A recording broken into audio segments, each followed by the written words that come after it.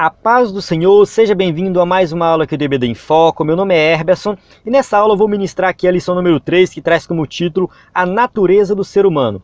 Bem, nós estamos estudando aí sobre antropologia bíblica, falamos da criação do homem, da criação da mulher. Agora nós vamos entrar num tema que seja talvez um pouco complexo, tem algumas divergências, mas é um tema importante que nós devemos estudar. Fala da natureza do ser humano, que é o ser humano, a composição do ser humano como sendo corpo, alma e espírito.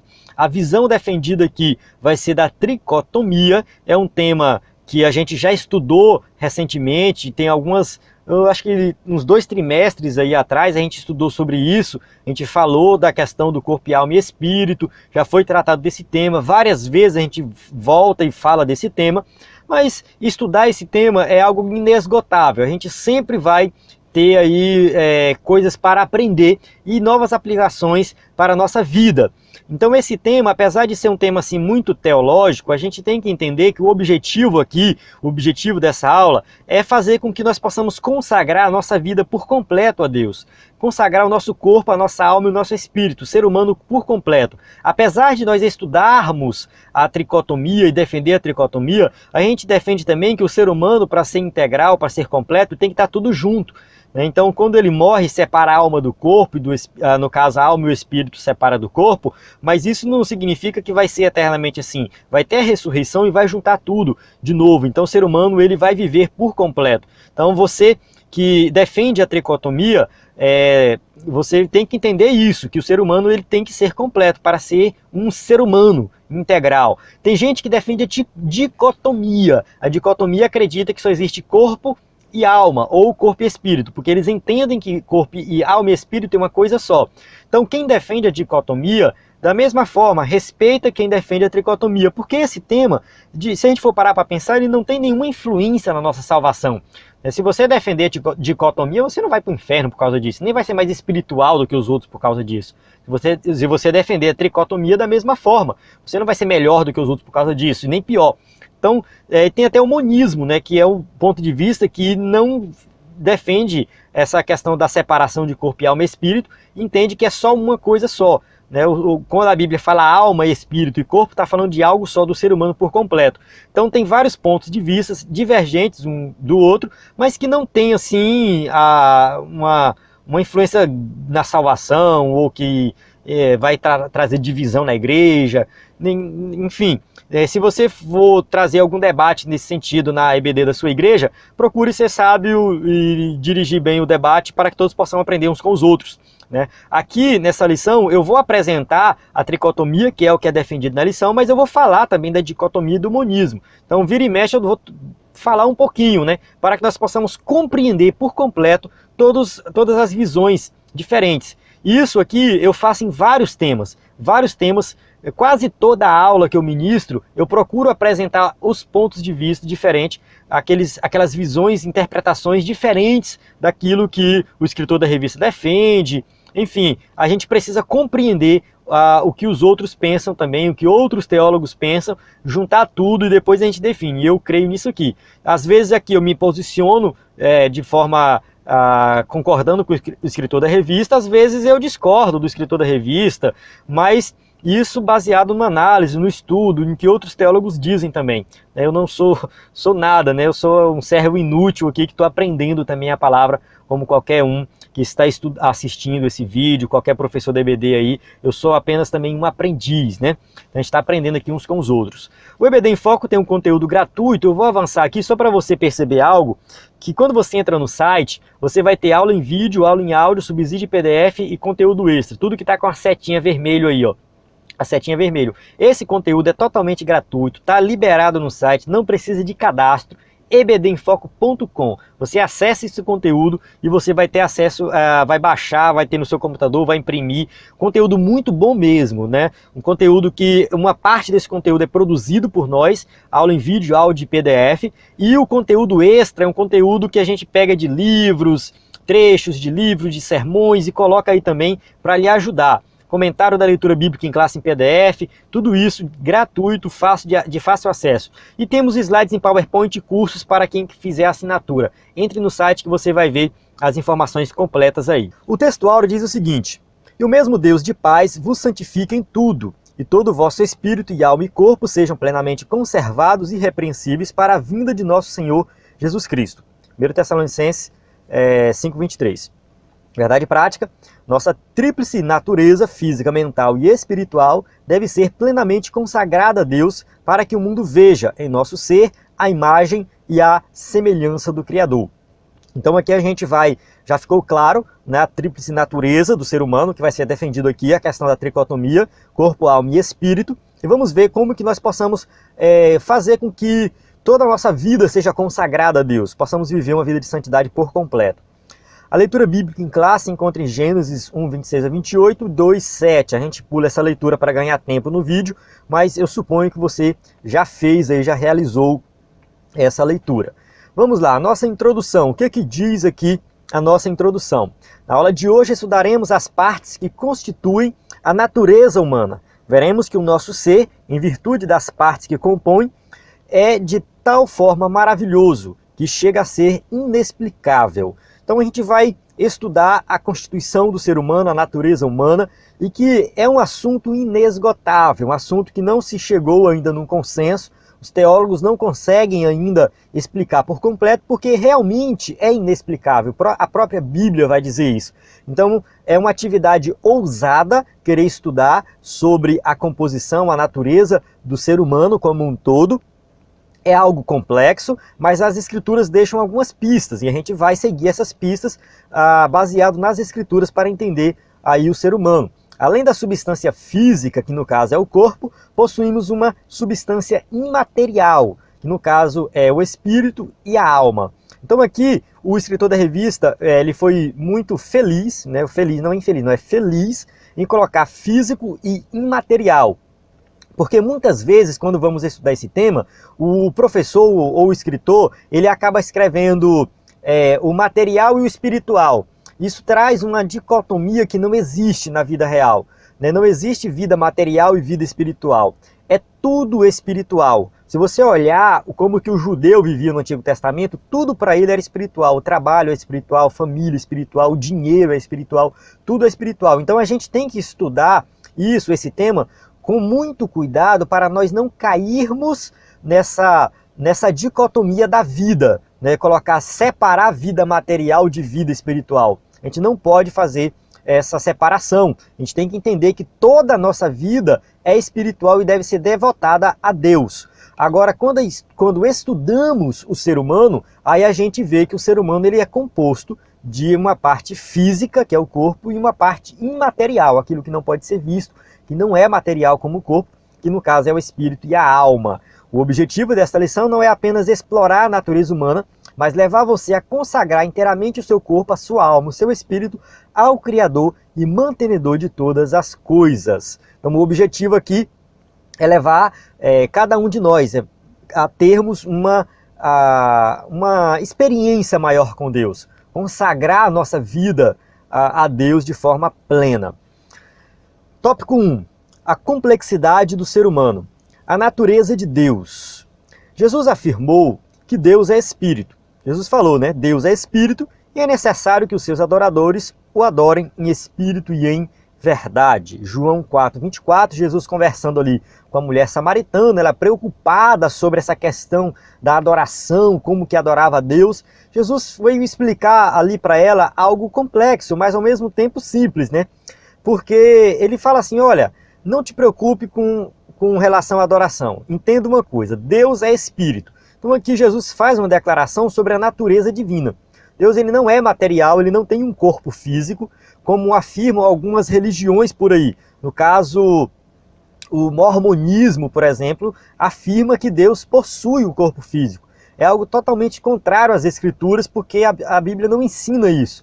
A Bíblia vai dar detalhes não tão grandes assim em relação a Deus, mas o que a Bíblia vai dizer é que ele é espírito, então ele não possui um corpo físico como nós. Jesus sim possui porque ele encarnou, mas o Deus, Deus Pai, no caso, ele existe em espírito, e a adoração tem que ser em espírito e em verdade.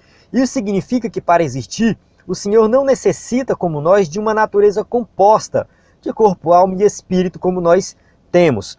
Na revista, o escritor chega a colocar que Deus tem uma estrutura simples e nós temos uma estrutura complexa. Eu não coloquei isso no slide porque eu não concordo muito.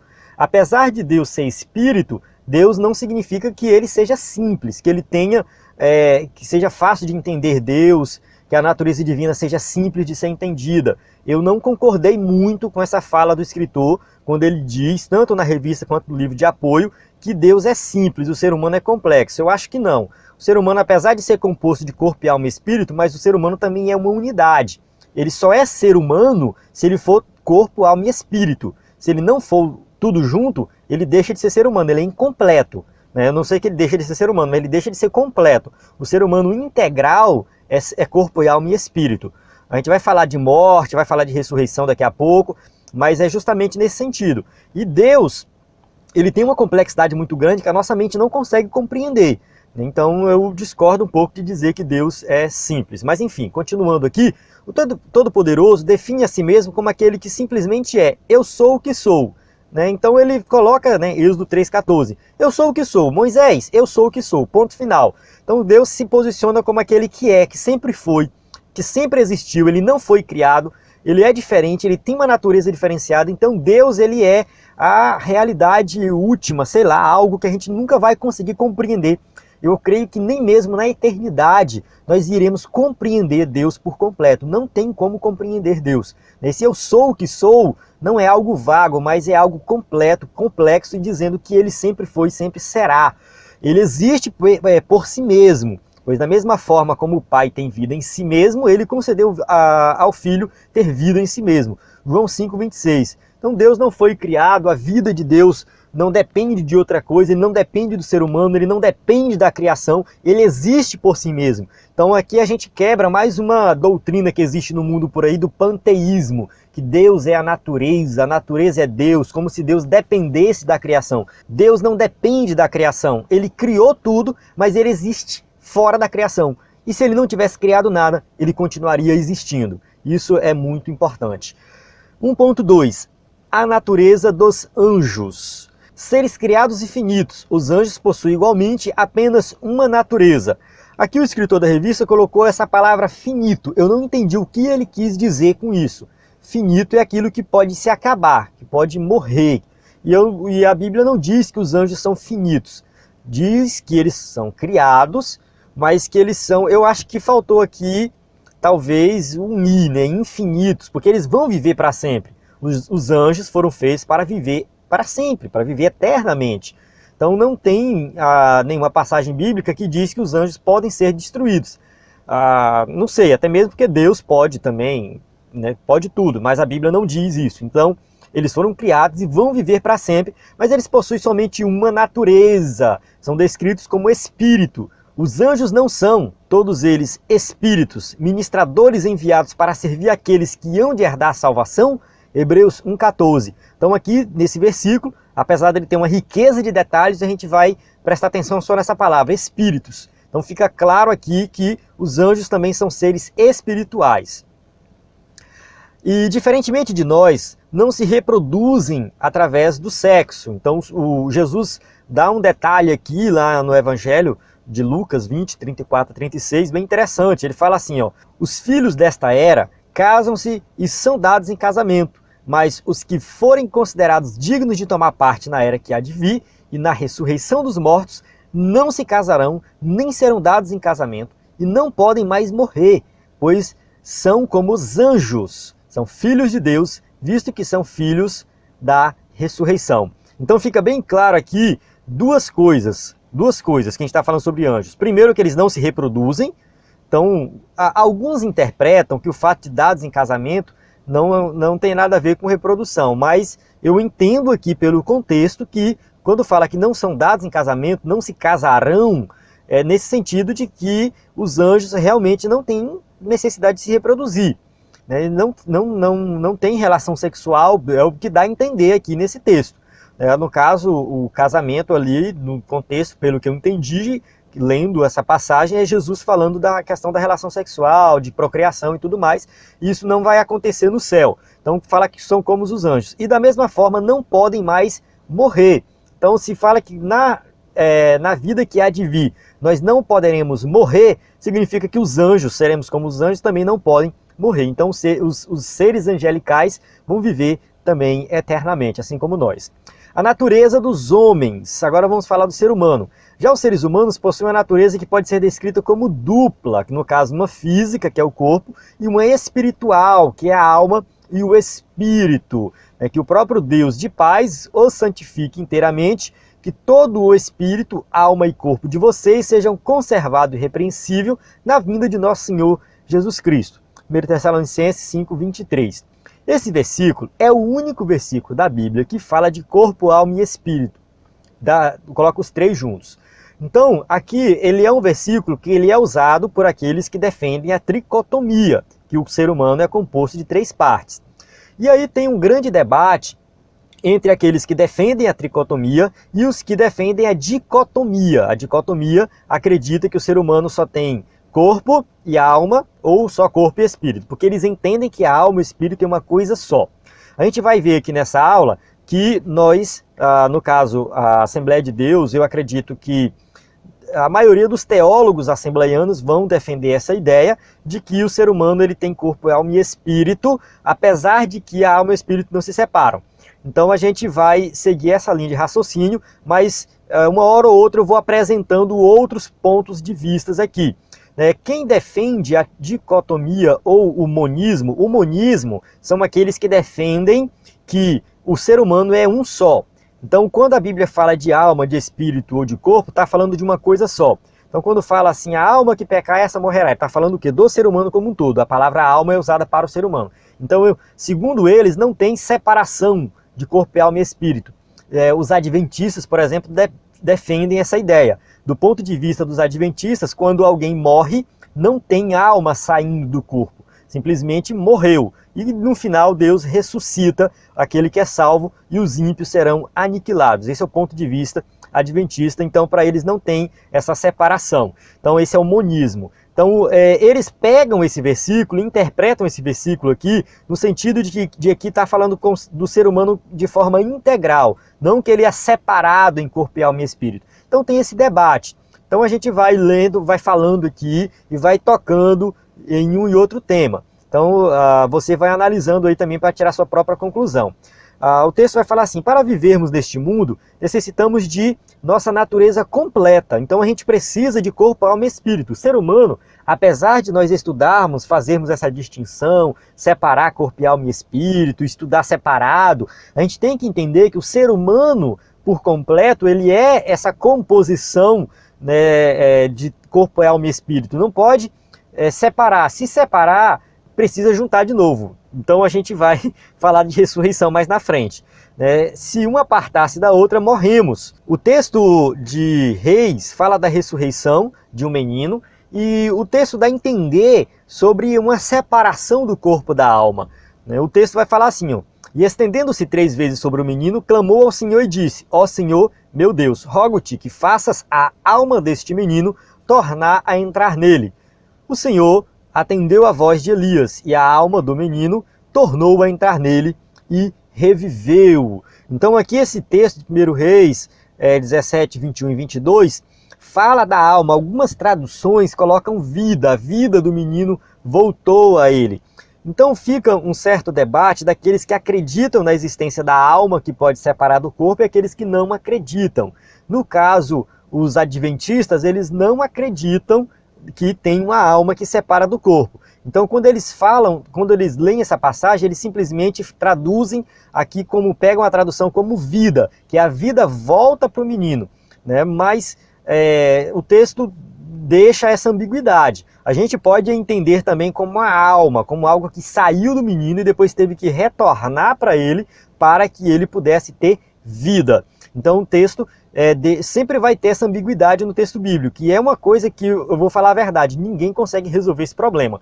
Então a gente tem que falar assim, eu acredito que tem alma. E ponto final não, né? Ponto final não. Eu acredito que tem alma por causa disso, disso e daquilo. O outro vai falar assim, eu não acredito que tem alma por causa disso, disso e daquilo. No entanto, quem é que está certo? Nunca saberemos. Nunca saberemos. O texto bíblico, na maior parte, dá a entender que tem alma. Mas aqueles que acreditam que não tem a alma que sai do corpo, eles também têm uma base boa.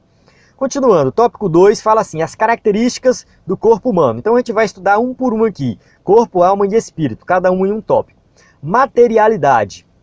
Ao contrário dos anjos, seres espirituais, criados de uma só vez pela palavra divina, o homem, ser material e físico, veio à vida a partir de uma matéria já existente, a Terra. Então o ser humano ele foi criado a partir de algo que já existia, ele foi criado da Terra, de algo material, por isso que ele tem um corpo físico. Então o Senhor Deus formou o homem do pó da terra e soprou em suas narinas o fôlego de vida, e o homem se tornou um ser vivente, Gênesis 2:7. Então aqui, quando Deus cria o homem, ali ele não tem nada, ele não tem vida, mas quando Deus sopra o fôlego de vida, o homem passa a ser um ser vivente, ele passa a ser a alma vivente. O mesmo pode-se dizer de Eva, que provindo do homem possui a mesma substância deste. Então Adão e Eva foram criados e receberam o sopro divino.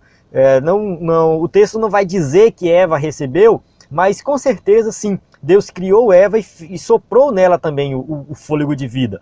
Então Deus coloca ali o fôlego no homem e dá vida ao homem. Desde a sua criação, o ser humano vem reproduzindo e enchendo a terra. Então o texto vai dizer aqui, Deus os abençoou e lhes disse, sejam férteis, multipliquem-se e encham e subjuguem a terra. Gênesis 1:28. Então o ser humano a partir daí começou a procriar e encheu a terra. 2.2, visibilidade e tangibilidade.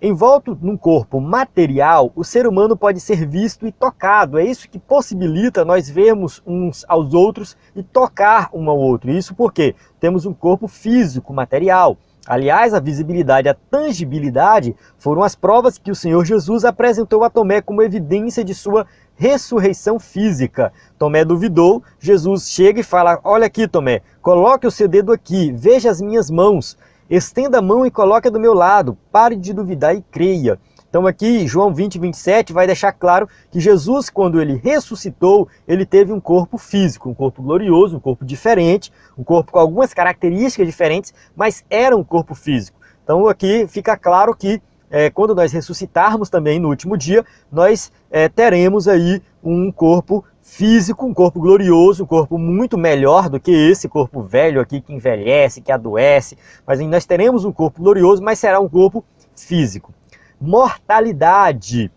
Apesar de material, o corpo humano foi criado com a possibilidade de manter-se vivo para sempre. Então, quando Deus criou o ser humano, ele criou com essa expectativa de o ser humano viver para sempre. Se não fosse o pecado, Adão e Eva estariam hoje entre nós. Então seria meio que, se Adão não tivesse pecado, esse se é muito complicado, são especulações que a gente faz. A gente não sabe exatamente o que teria acontecido, mas uma coisa é certa. Adão e Eva, se eles não tivessem pecado, eles estariam vivendo até hoje. Eles estariam aí completando mais de 7.000 anos de vida, quem sabe. Então eles estariam realmente vivos. Por quê? Porque Deus fez o ser humano para viver eternamente. Mas por causa de sua desobediência, morreram. Eles morreram tanto espiritualmente, quanto também fisicamente. Não na hora que pecaram, né? O salário, a Bíblia diz, o salário do pecado é a morte, tanto a morte física quanto a morte espiritual. Eles não morreram de imediato na morte física, mas com o tempo eles morreram fisicamente. Então o ser humano morre por causa do pecado. Toda vez que você vê alguém morrer, saiba que ali tem a consequência do pecado dos nossos pais, Adão e Eva. O apóstolo Paulo ensina, porém, que quando do arrebatamento da igreja, o que é mortal revestir-se-á da imortalidade. 1 Coríntios 15, 53 e 54. Vamos ler aqui. Pois é necessário que aquilo que é corruptível se revista de incorruptibilidade, e aquilo que é mortal se revista de imortalidade. Quando, porém, o que é corruptível se revestir de incorruptibilidade, e o que é mortal de imortalidade, então se cumprirá a palavra que está escrita: a morte foi destruída pela vitória. Esse versículo aqui tem umas palavrinhas compridas que parecem assim um trava-língua, né? Mas ficou bem claro aqui que esse corpo físico que nós temos hoje, que está sujeito à morte, que pode morrer, que adoece, que envelhece, que morre, um dia ele vai ser restaurado, um dia ele vai ser revestido de algo incorruptível, incorruptibilidade. Será revestido de imortalidade. Então por quê? Porque Deus vai eliminar por completo as consequências do pecado, a presença do pecado. O pecado não vai mais existir. Então o que causa a morte é o quê? Resultado do pecado. Quando a morte for destruída, né, o pecado for destruído, foi tudo eliminado, né, aí acabou, não vai ter mais isso. Nós seremos restaurados, um corpo glorioso, e viveremos eternamente com o Pai Celestial. O homem, portanto, foi criado imortal, ou seja, com a possibilidade de viver para sempre, caso não houvesse pecado. Quando recebemos a Jesus como nosso Salvador, passamos a desfrutar já a vida eterna. Para todo aquele que nele crê, tenha a vida eterna. Para que todo aquele que nele crê tenha a vida eterna. Só corrigindo, né? João 3,15. Então aqui a gente tem uma passagem que deixa bem claro que nós já temos a vida eterna. Quando nós cremos, mas eu não vou morrer. Sim, você vai morrer, eu vou morrer. Se Jesus não voltar logo, um dia nós vamos morrer. Mas nós seremos ressuscitados e teremos a vida eterna com Deus ali, né, para a eternidade. Ele é Jesus Cristo, o Filho de Deus. Crer nisso depende da nossa eternidade. Depende da nossa eternidade. Então, você decide se você quer passar a eternidade com Cristo ou você quer passar a eternidade, né, no inferno, sofrendo eternamente. Então, isso aí é você que vai decidir. Cristo está à disposição para salvar a todos. Terceiro tópico, alma, o nosso elo com o mundo exterior. Alma e espírito são inseparáveis. A palavra de Deus é viva e eficaz, e mais penetrante do que espada alguma de dois gumes, e penetra até a divisão da alma e do espírito. Hebreus 4:12. Essa passagem bíblica, ela deixa claro que tem uma divisão, que tem uma separação, uma diferença entre alma e espírito. Então aqui é uma passagem muito usada pelos que defendem a tricotomia, porque diz o seguinte, que o ser humano tem corpo, alma e espírito, e aqui está dizendo, né, que tem realmente alma e espírito diferentes. Então aqui é um versículo bastante usado. Os que defendem a dicotomia, que não existe separação entre diferença, na verdade, né, não existe diferença entre alma e espírito, eles vão dizer que simplesmente esse versículo está falando que a palavra de Deus atinge o ser humano por completo.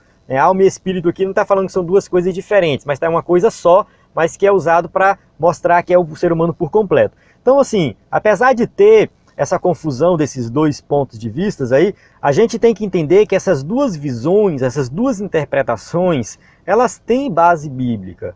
Isso aqui não influencia na salvação de ninguém. Se eu crer na dicotomia, eu vou para o inferno? Não. Se eu crer na dicotomia, não existe isso. Isso aqui não influencia na sua salvação. É mais uma questão teológica mesmo. Você pode defender o monismo, dicotomia ou tricotomia, que isso não vai influenciar na sua salvação.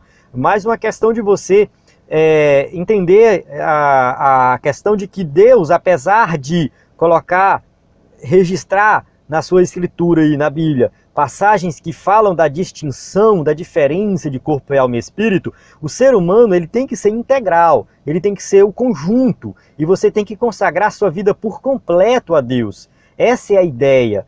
A palavra de Deus penetra por completo no ser humano, o ser humano tem que consagrar por completo a Deus. Essa é a ideia. Então, se você crê na tricotomia, como a gente está defendendo aqui a tricotomia, você tem que entender que é o ser humano por completo, integral, que tem que servir a Deus e buscar a Deus. Conforme veremos, a alma e o espírito formam a nossa substância imaterial. Essa é a ideia, né? A parte imaterial. E cada um deles tem uma função específica em nosso ser.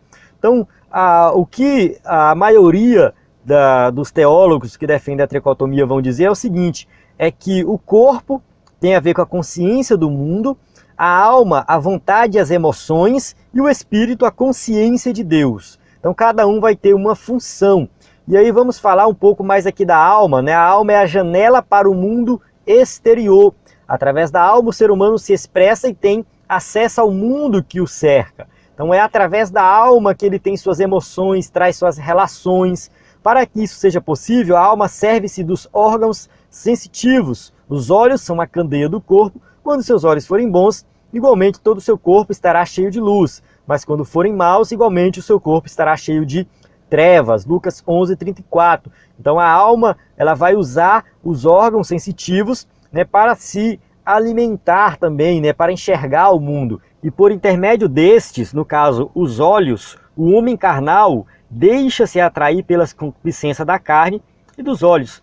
Quando alguém for tentado, jamais deverá dizer: estou sendo tentado por Deus, pois Deus não pode ser tentado pelo mal e a ninguém tenta. Cada um, porém, é tentado pela própria cobiça, sendo por esta arrastado e seduzido. Tiago 1, 13 e 14. Tiago está falando de tentação aqui, então o homem ele é tentado através dos seus olhos, da cobiça, a concupiscência da carne dos olhos, e ali ele acaba pecando e se contaminando. Por isso o Senhor decreta: a alma que pecar, essa morrerá. Ezequiel 18:4, que está falando aqui que aquela pessoa que peca, ela paga pelo preço do seu pecado. O pecado começa na alma e contamina o espírito e o corpo. Por isso o apóstolo Paulo recomenda a completa santificação de nosso ser. O versículo aí da leitura inicial, né, 1 Tessalonicenses 5:23, que o próprio Deus da paz o santifique inteiramente, que todo o espírito, alma e corpo de vocês seja conservado irrepreensível na vinda de nosso Senhor Jesus Cristo. Então aqui o apóstolo Paulo está falando da santificação completa do ser humano. 3.3, a separação da alma e do corpo gera a morte. A morte ocorre quando a alma separa-se do corpo.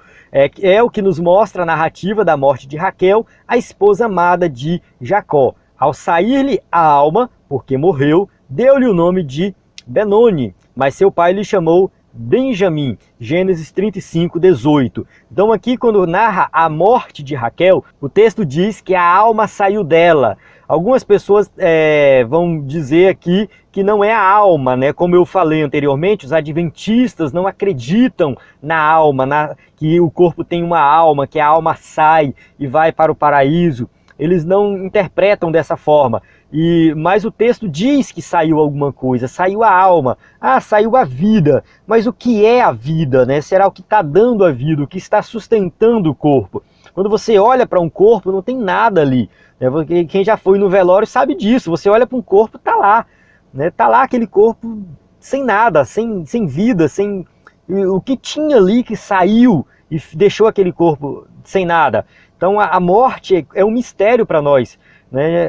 E aí fica difícil a gente até interpretar isso, mas a Bíblia dá a entender que tem sim uma alma, que tem algo que sai. É claro que tem que voltar depois. É claro que na ressurreição tem que juntar tudo de novo, porque o ser humano ele só é ser humano se ele for completo, corpo, alma e espírito. Quando isso ocorre, a alma do justo é recolhida ao lugar de descanso. Então aqui, quando alguém morre, ele é levado a um local de descanso. A Bíblia chama de seio de Abraão, paraíso. Outros vão falar que é simplesmente céu. Não importa como você chama, mas é um lugar que Deus preparou para a alma, para que houvesse ali, para que tivesse um descanso.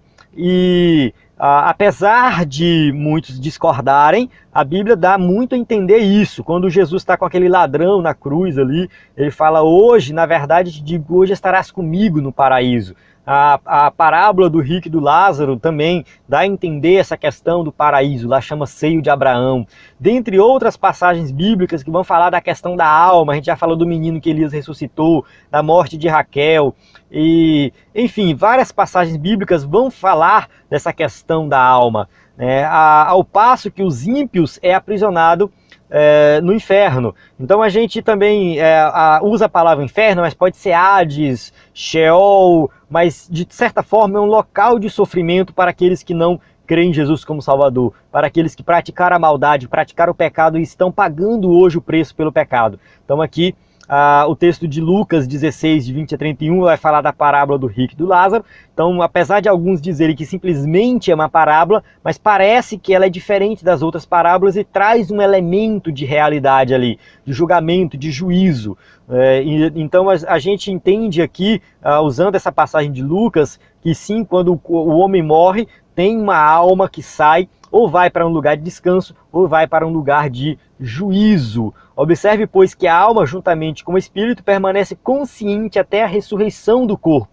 A ideia também aqui é que permaneça consciente. O que é a alma? Talvez a alma seja a nossa parte, que no caso é imaterial, a gente já falou aqui, né, algo espiritual, mas que carrega todo o nosso pensamento, toda a nossa consciência, carrega tudo aquilo que a gente viveu. Então o corpo está lá, parado, morto, não tem nada, mas a nossa consciência sobrevive através da alma que sai. Enfatizamos que a alma e o espírito são inseparáveis, são o único elemento de nossa imaterialidade. Então, apesar da imagem aqui, para você que está assistindo o vídeo, a imagem mostrar que está separado, é muito difícil a gente representar isso numa imagem. Mas o que a gente entende é o quê? É que alma e espírito não se separam, faz parte da nossa imaterialidade. Essa é a ideia.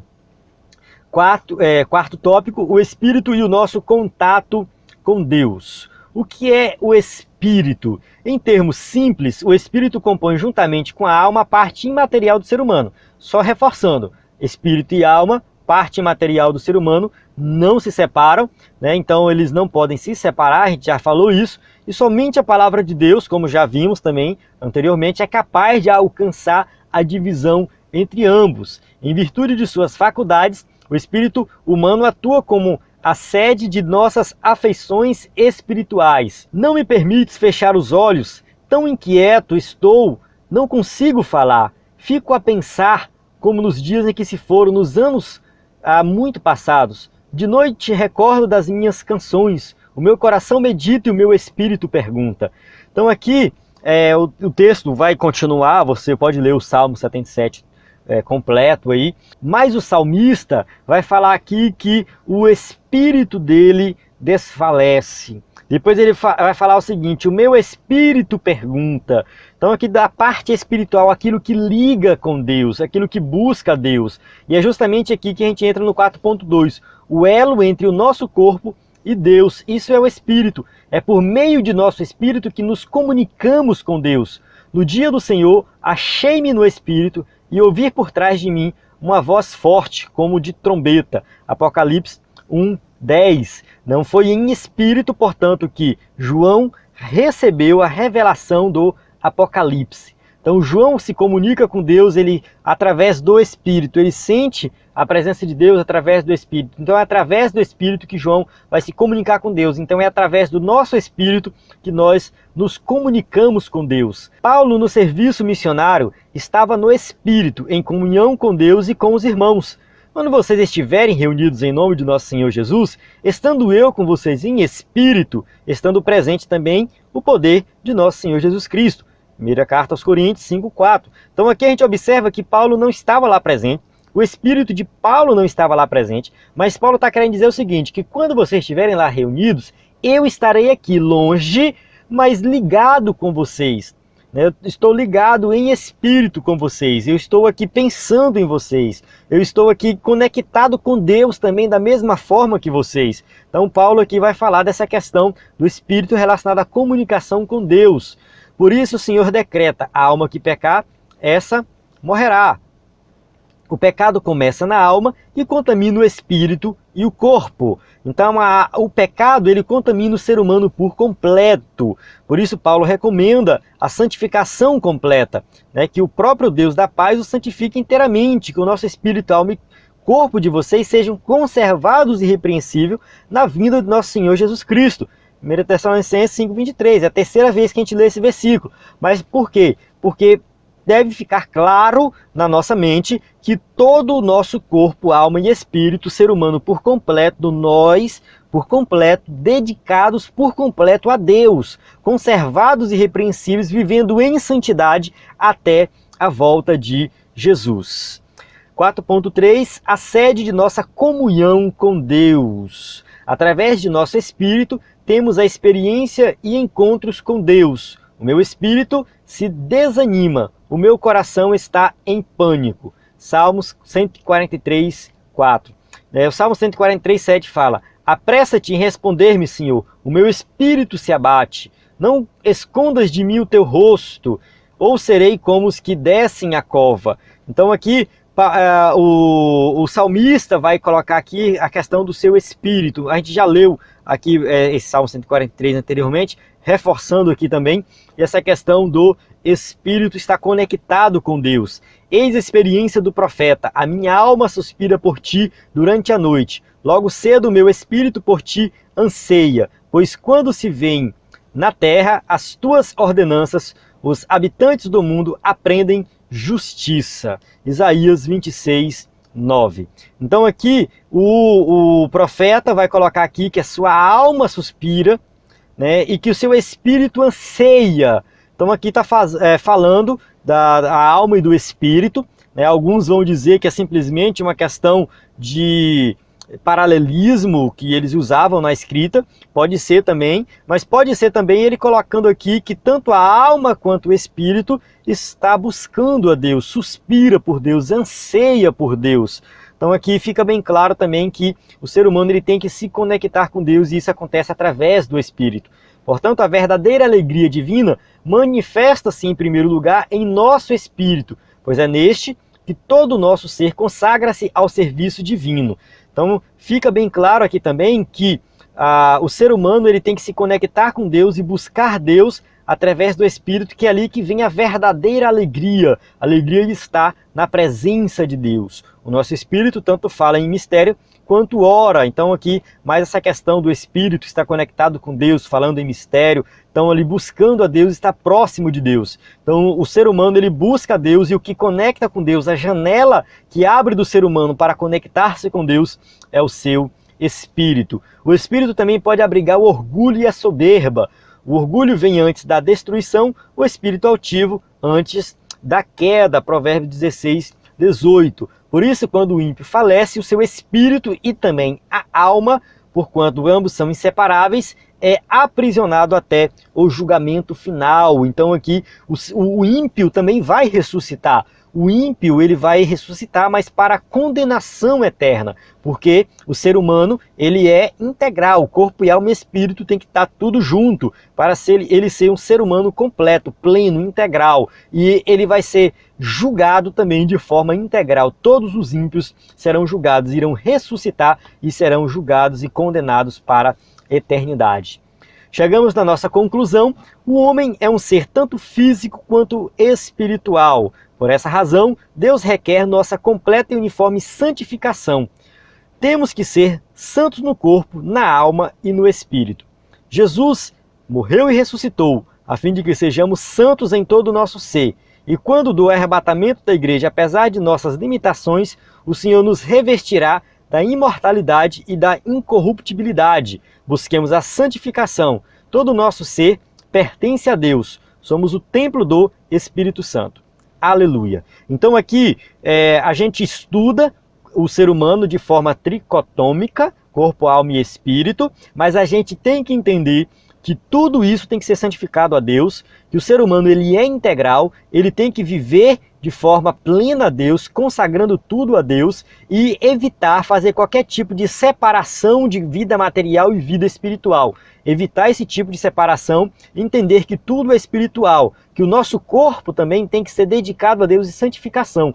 Então, resumindo aqui essa questão dessa lição, é que o corpo ele é a parte imaterial, conecta-se com o mundo através dos sentidos, do tato, da visão. A alma é a nossa parte relacionada às emoções, aos nossos gostos, e o espírito está relacionado à nossa conexão com Deus, a nossa parte onde nós buscamos a Deus em adoração. Então a gente tem aí corpo, alma e espírito. Então os que defendem a dicotomia vai dizer que espírito e alma é uma coisa só, vão usar algumas passagens bíblicas para confirmar isso, e vão interpretar aquelas passagens que falam da tricotomia, corpo, alma e espírito, como a Tessalonicenses 5:23, eles vão interpretar de uma forma diferente, mas o que eu quero deixar bem claro é que, independentemente de ser dicotômico ou tricotômico, não importa qual que você crê, até mesmo se você for monista, né, aquele que acredita em uma unidade só, uma coisa só, isso não vai interferir na sua salvação, você não vai ser condenado ou vai ser mais espiritual do que os outros por causa disso. Pelo menos é assim que eu penso. Essa questão ela é muito complexa, vai variar de teólogo para teólogo e você precisa simplesmente sentar e estudar e ser humilde também para reconhecer a complexidade desse tema. E aí a palavra de Deus ela deixa bem claro que o ser humano tem que buscar a Deus por completo. Amém? Então a gente chega aqui na parte das perguntas. Você que vai usar o slide na sua igreja, você pode fazer aqui as perguntas, passar para os seus alunos. Eu encerro aqui. A paz do Senhor. Até a próxima aula.